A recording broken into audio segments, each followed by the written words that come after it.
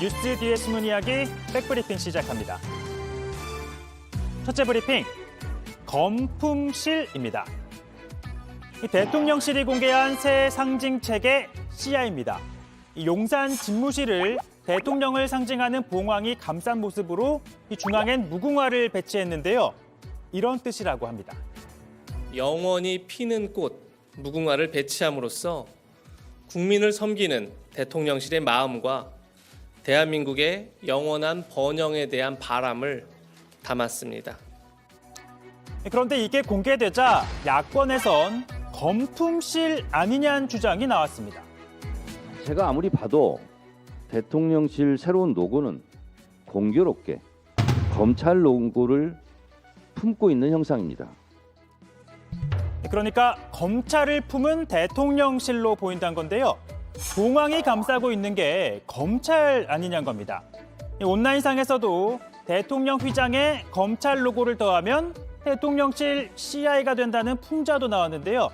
하지만 대통령실, 새로운 용산시대 개막을 폄훼하려는 억지 주장이라 반박했습니다. 이 가운데에 있는 이건 검찰 로고가 아닌 대통령실 청사라며 실제 전경을 공개했는데 이 가운데가 높고 좌우 대칭인 이 건물을 이렇게 표현했다는 겁니다. 그런데 검찰 로고도 보시면 가운데가 높고 좌우 대칭이긴 하죠. 다만 검찰 로고의 모티브가 된 건 검찰 청사가 아니라 올고즘을 상징하는 대나무로 각 막대는 각각 이런 의미를 가지고 있고요. 이 칼을 형상화한 중앙은 정의를 상징한다고 하네요. 그런가 하면 야당은 이 대통령실 CI에 대해 이런 주장도 합니다. 1억 원을 들여서 만든 로고라고 합니다.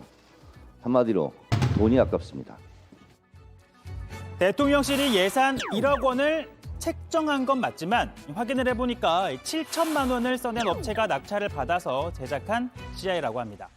아무튼 판단은 국민들이 하겠죠. 대통령실과 검찰의 로고, 용산 청사를 형상화했다는 대통령실의 설명과 검찰 로고와 닮았다는 야당의 주장.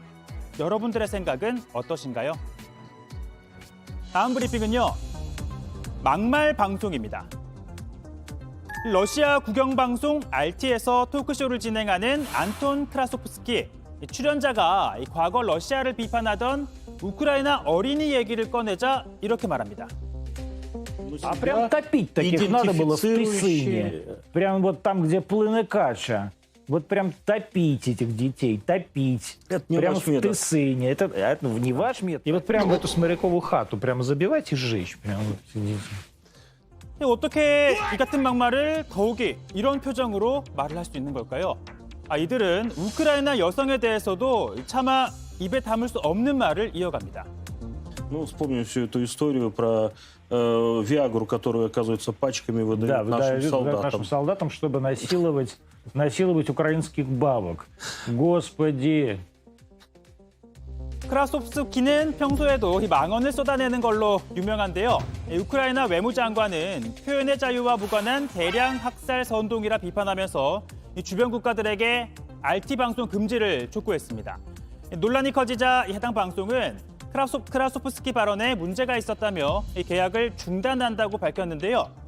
그렇다면 국영방송이 이 같은 극악무도한 발언을 그대로 내보낸 데 대한 입장은 없는 걸까요? 오늘 백브리핑은 여기까지입니다.